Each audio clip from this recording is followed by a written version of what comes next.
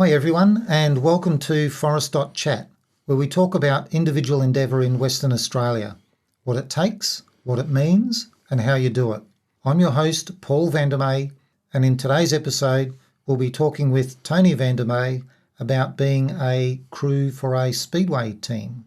Tony first went to Speedway as a teenager and spent some time in the pits, which is where he learnt about all this good stuff initially, about how good Speedway can be. Then after a number of years, Tony and his kids got involved in Speedway in Broome. Later on, Tony's kids once again returned to Speedway and brought their children along as well. So now it's the grandchildren coming along. And Tony is now a crew member for the grandchildren. Welcome to Forest.chat, Tony. Welcome, Paul. Thanks for having us on. Yeah, with a bit of luck, we can talk a little bit and see what people might be interested in. Fantastic. All right, it's great to have you here. Tony, Speedway's been in your blood almost for many, many years. What on earth do you do with Speedway these days? Well, these days I'm just a crew member for the two of my grandchildren. They both come up from New Stars. They're having fun, and yeah, it's been really good for me as well. It's given me an outlet, and it's great fun working on the cars and helping my young blokes as well. So fantastic. So from a Speedway competition perspective, you mentioned there are a couple of different classes. Can you just give a brief rundown of the classes that are available for people to enter? There's a fair few different classes. The two grandkids that both started off in juniors, they're just running four-cylinder vehicles. They were both Lancers. There are other models that you can run in. From there, the eldest one's gone into street stock because she's aged out of the juniors. And then there's production cars and other models right up to the big sprint cars that you can get into. So basically there's a ladder of entry-level four-cylinder type cars, and then there's a range of production-based six-cylinder cars, is that right? Generally six-cylinder cars, yeah. And then you can go into the highly modified vehicles that look like cars and other vehicles that no longer look like regular road cars. Yeah, that's right. And they've all got their different aspects and rules and regulations that go with each different division that you're running in. And do you have to go through each of the divisions? No, you can start wherever you like. It becomes, once you get on the track, you get more experience. The kids started right at the bottom level because of their age. I think the juniors, you can run from the age of 10 to 17. On your 17th birthday, you can't run that class anymore. Juniors are split up into two classes. You've got the new starts, which are those that are new to the track, new to driving. I think they can stay there for about 2 years or so, depending on how well they drive and how much they've learnt. And then they go into what they call top stars, which is where the competition really hots up for them, to say the least. So this is where the juniors are like, they've got a bit of experience under their belt and now they're starting to fly. That's right, yes, yeah. And at a meeting a little while ago, the juniors actually, their fastest lap for the juniors was slightly like 0.1 seconds quicker than the street stock. So they get a wriggle on. They get a fair wriggle on there. They're usually front-wheel drive vehicles, and then the other classes are generally rear-wheel drive. So that's a very interesting range, plenty of different opportunities for people to take part. Yeah, quite a lot of different opportunities. Tony, you've been involved in Speedway for a long time, on and off. What does it take you to be a crew member in a Speedway team? Well, the biggest thing is the mechanical knowledge. Ever since a young kid, I've been pulling stuff apart and putting it back together again. Mechanics is something I really enjoy. Cars, I've always sort of played with cars as I've been growing up. I think before I was 18, I think I had 19 or 20 different cars that we played with. Drove them around the back paddocks a lot and pulled them to bits and put them back together again and chopped them up and did this with them and did that with them. So I've really enjoyed over my life all of that sort of thing. So yeah, mechanical knowledge is crucial, I would guess. And also the enthusiasm to do it. It's something I enjoy, so I'm into it a fair bit. And opportunity, I'm lucky at the moment I've got the opportunity to do that sort of thing as well. You talked about their chopping cars up. What actually was that all about? Oh, we used to get old Ford Prefects and strip the bodies off them and cut, I think it was 18 inches at the time, out of the two and weld dual wheels together and turn them into buggies and race them around the back paddock. It was good fun. Yeah. So these are an engine and wheels, and I think in the old days I remember standing on the back.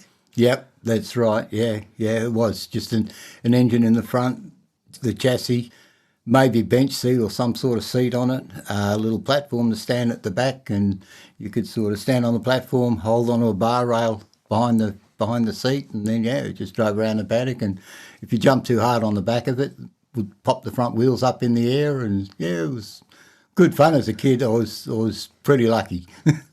Very lucky as a kid to have all those opportunities. So, yeah. Yeah, that would have taught you a lot about the makeup of those cars at the time. So you're talking about ladder frame chassis and... Yes, yeah, that's right. Yeah, full chassis, which you don't get into many vehicles, or no normal road cars are sort of full chassis these days. So it was, it was quite good fun, and yeah, I really enjoyed it. I've never done mechanics as a job because, I just never wanted to do it full time, but when I wanted to play, I did. And with 19 cars or whatever, you had plenty of opportunity. Yeah, all different sorts, shapes, models and sizes. Like I said, I was lucky. There's a couple of doors down, there was a track. Sorry, it wasn't a track, it was a quarter-acre property that we were allowed to drive around. Yeah, and we only lived a couple of doors up. We could sneak down the back lane onto the block and just have fun. I think I spent all my money on fuel, all my pocket money on fuel in those days. So it was, just something to do. Gave us all a lot of fun. Played with a lot of mates too. They sort of, they learned how to drive out there as well. So it was really good fun, really enjoyable. And I had a friend who was a fair bit older than what I was at the time, and he taught me a lot as well. So, yeah, it was good fun. And how did that translate to building Speedway cars for your kids? Well, it started in Broome. We bought, my youngest son, Keith, he got into a group of a church group, and they were starting to run junior cars, so he somehow got his name put up and he started that. We got involved fairly bit there with helping him out, and then after a while we bought a car for spare parts for his car, which we end up not needing, so we built a race car out of it for my oldest son, Russell. Russell stayed in the racing a lot longer, but it was good. It was an experience. It was a lot cheaper and easier back then. The cars didn't have as much of the safety equipment as they have now, but in saying that, they didn't have the speed either.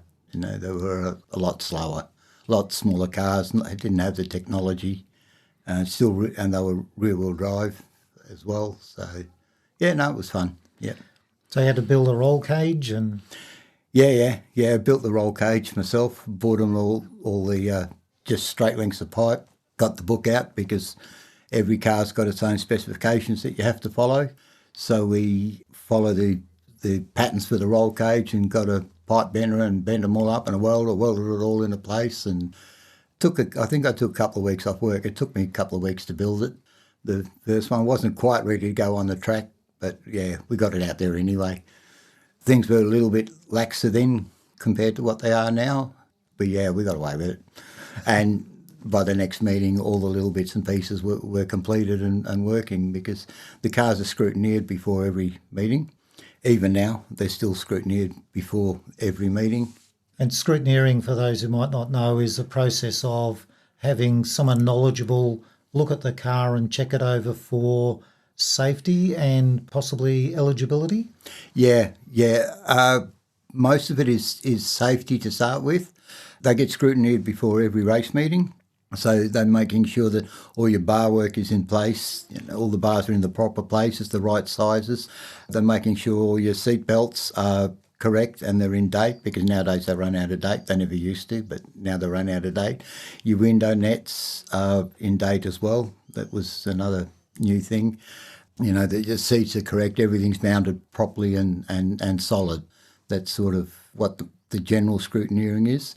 And then after really big meetings, then they can look at a lot more different stuff, like internals of the engines, and they'll pull them apart sometimes and all that sort of thing. So keeps them busy. Yeah, then you're looking at the eligibility and looking for cheats and that sort of thing that might have gone on. That's right, yeah. So you need to know about the rules. Yeah, that's right. Every division has got its own rule book of what you can and can't do with the vehicles. Like for juniors, there's a lot you can't do. Anything with the ECUs, they've all standard. They get sent actually over east so that they can get locked, and that before you get them back. And that often they'll check that at scrutineering to make sure that it's been sealed properly.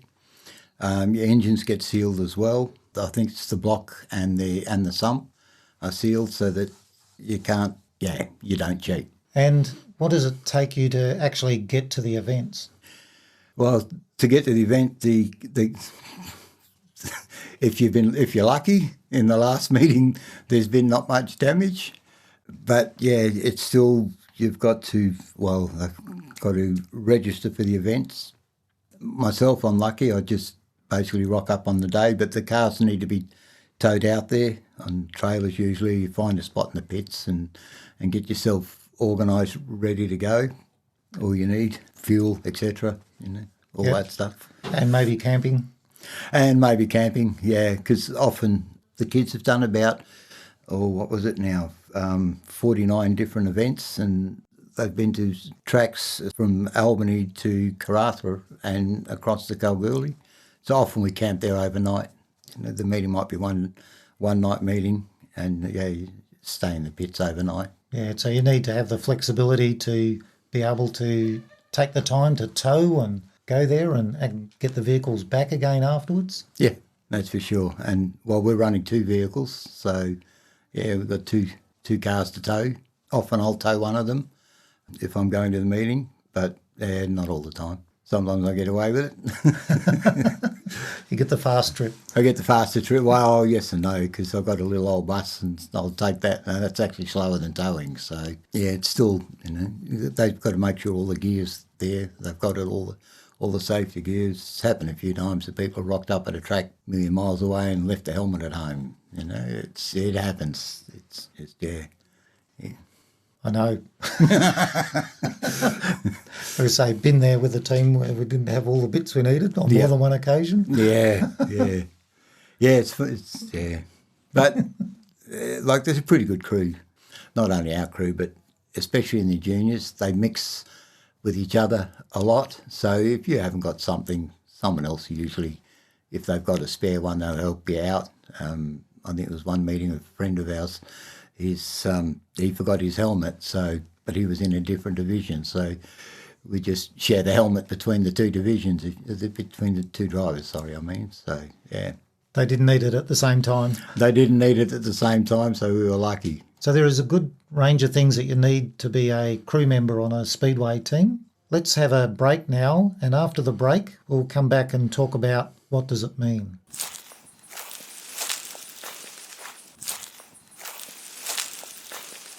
We've had a look at what it takes to be a crew member on a Speedway team. Now, let's have a look at what it means. Tony, what does it mean to you, your family, or the community that you're a crew member of a Speedway team? I suppose the biggest thing for me, Paul, it's the involvement in the family. Family coming together, doing something that's fun. We all enjoy it. It's a team effort, come family thing. So spending time with the grandkids, helping them with something they're enjoying, it's pretty important. Yeah, and it's also it's like a bigger family as well, because you've also got the other competitors especially like in the juniors, if one person runs out of parts or, that has an accident, something needs to be repaired or replaced, often they'll help each other out. So you've got that bigger group of people as well that, makes it a lot more enjoyable as well as people helping people. And I enjoy that. And then for you, what does it mean for you? For me, it gives me purpose, gets me excited. I really enjoy it. Just the whole atmosphere gives you purpose to go and do something. Retired now, so I need something to do, and this just fits the bill. A better way of putting it.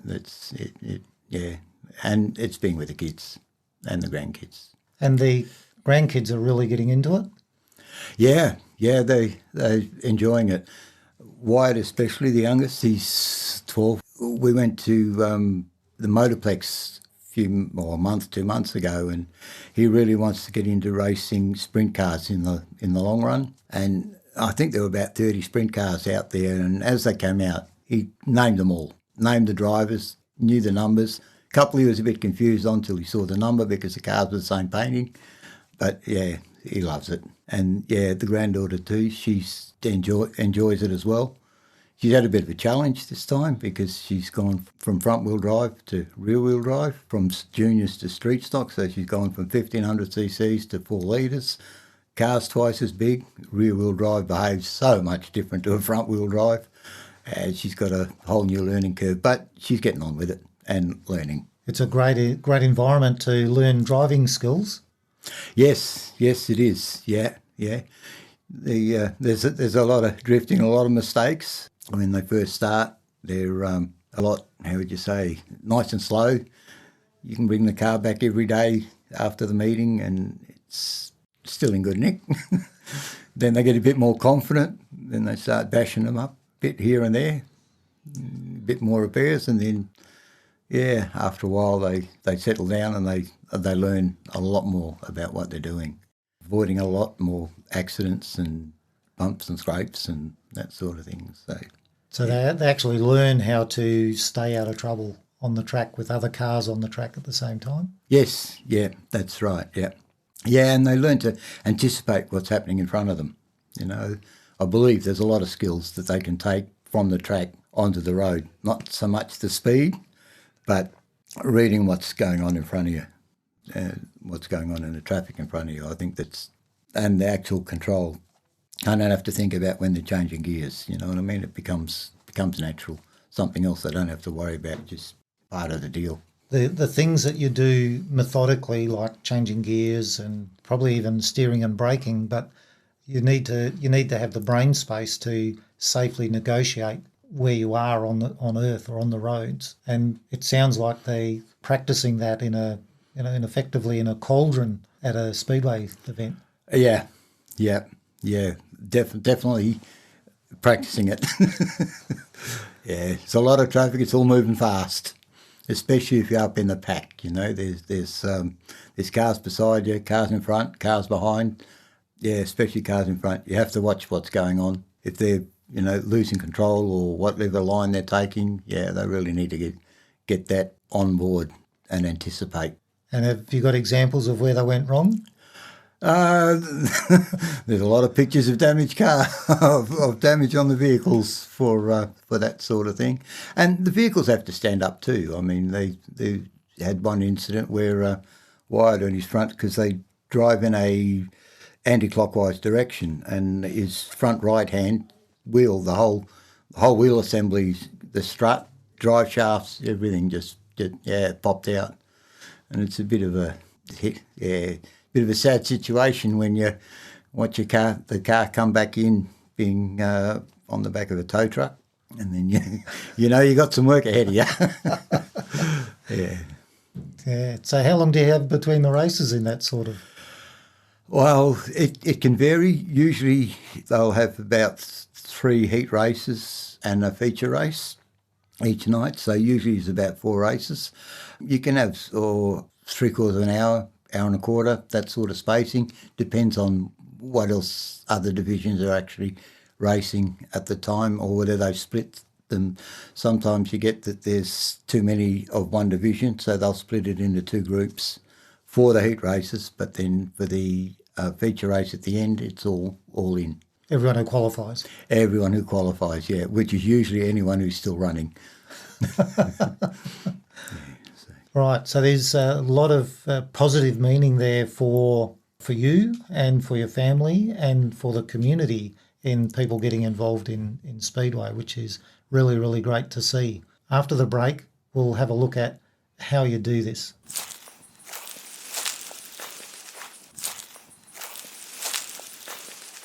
We've had a look now at what it means to be a crew member on a Speedway team.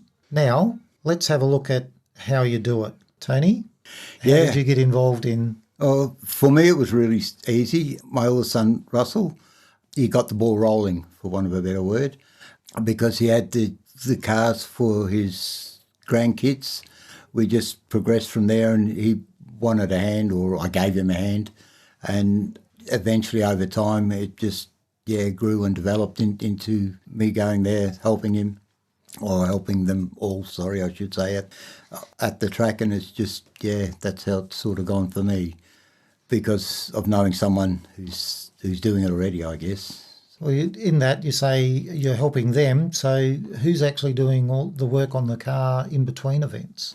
Well, in between events, Russell does most of it. I have helped out a little bit here and there, especially when he's running a little bit short, because sometimes after a bad weekend, if we'll put it that way, things can get a bit too much, especially he's working full time as well. So, and we've got a bit of a problem too at the moment with one of the cars that I'm going to give him a hand with. Just it doesn't want to run properly, and we can't work it out.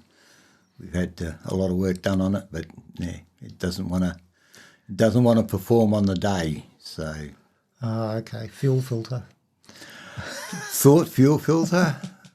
Thought professionals said it was the valve springs, so we've had to replace all the valve springs, get the head off, but no go. So that's why I've got this this machine. Hopefully, track down what sensor it might be.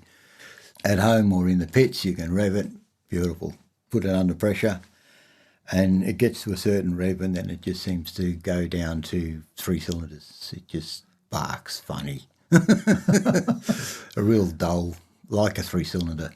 Oh, wow. Yeah, okay. yeah, I just can't track it down. So we're hoping it's a faulty something. Could be an injector, could be a sensor. We tried changing the dizzy as well, thinking it was that. Changed the leads, changed the dizzy cap, changed the rotor. Yeah, like I said, valve springs and all that sort of stuff. But, yeah. Running out of options by the sound of things. Yes, running out of options. And it just started like that. So, okay. Yeah. Dented exhaust. Haven't checked the exhaust. I got caught out by a dented fuel tank once. Oh, wow, okay.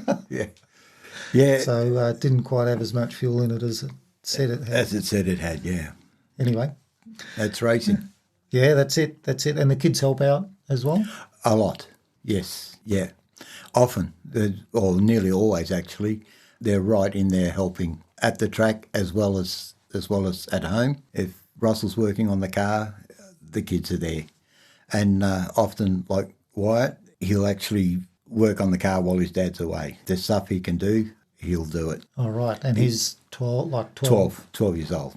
Yeah. Yeah, he actually does it. Like he changed his the rear springs on the car on his own. Dad helped him with one side, so he went and changed the other side while Dad did something different somewhere on the car. So, oh, wow. Right into it. Like him and Speedway are just unbelievable together. You Fantastic. know what I mean? Like, yeah. Oh, it's really good. And you love helping people who help themselves too, if you know what I mean. Yeah. If they want to do it themselves, Yeah. then people are much more likely to help them because... Yeah, that's right. It makes a big difference. And getting back to how do you actually do this, what if someone doesn't have someone they know already doing Speedway? Yeah, if you haven't got someone that you already know, if you want to do it, there's always a way in somewhere, all right? Network, talk to people. You'll be surprised how many people are involved and how close they might be. Just talking to one of my other brothers, he knew someone who was into racing that they knew from somewhere else. If you don't know anybody and your network doesn't bring up anybody who's in it, maybe try getting the pit insurance for a day and then go into the pits and talk to different drivers, talk to different people in the pits. There's a good chance, network inside the pits, I suppose, is what I'm trying to say.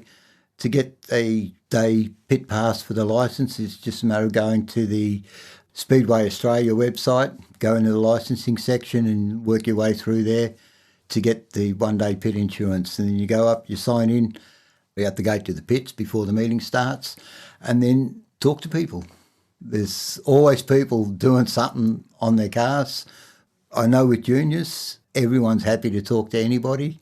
I know when they open the pits, even like with the kids' cars, if kids come into the pits, like in the intervals and that, if they're interested, we'll sit them in the car and let them have a play, put the helmet on, you know what I mean, to get in. So there'll be someone who will want a hand, especially if you've got a bit of mechanical knowledge or these days even electrical knowledge, because, we're having dramas with the cars at the moment with we're hoping it's a sensor because we can't find anything mechanical. So even in that respect, there's always something. Changing tyres, there's lots to do, even cleaning and washing. Yeah, I'll bet you do a fair bit of that. Yeah. I noticed a photo on a Facebook page that suggested that there's lots of mud out there. There can be, yes, yeah. Especially if they're in the group. It depends on the tracks too. Every track is so different to race on. Some of them, the mud sticks a lot harder than other times, and some of them, when it's wet, you just can't get it off. Wow. Yeah. It sounds like you have an amazing amount of fun with Speedway. Oh, I love it. Absolutely love it, Yeah, I really, really enjoy it. It's, really good for me. Speedway sounds like it's amazing fun, Tony. Thank you very much for being on Forest.chat. Yes, Paul, thank you for having me. It's been an experience, something I haven't ever done in the past. Found it a bit difficult talking into the microphone, but we'll get there. All good It's fun. all new experiences. It's all good fun. Thank you very much. Fantastic. And thanks for sharing your experiences, Tony. And from all Forest.chat listeners, we wish you all the best with your future endeavours. You've been listening to Forest.chat, where we talk about individual endeavour in Western Australia, what it takes, what it means, and how you do it. I'm your host, Paul Vandermeer, and in today's episode, we talked with Tony Vandermeer about being a crew member for a Speedway team. Remember, there are 4 ways you can get involved with Forest.chat. Share the domain Forest.chat with your friends and family and people you meet. Listen to the published episodes at forest.chat/episodes. Book an interview at forest.chat/interview. Book an advert at forest.chat/advert. I'm looking forward to joining you with our next interview. Until next time, enjoy making it happen.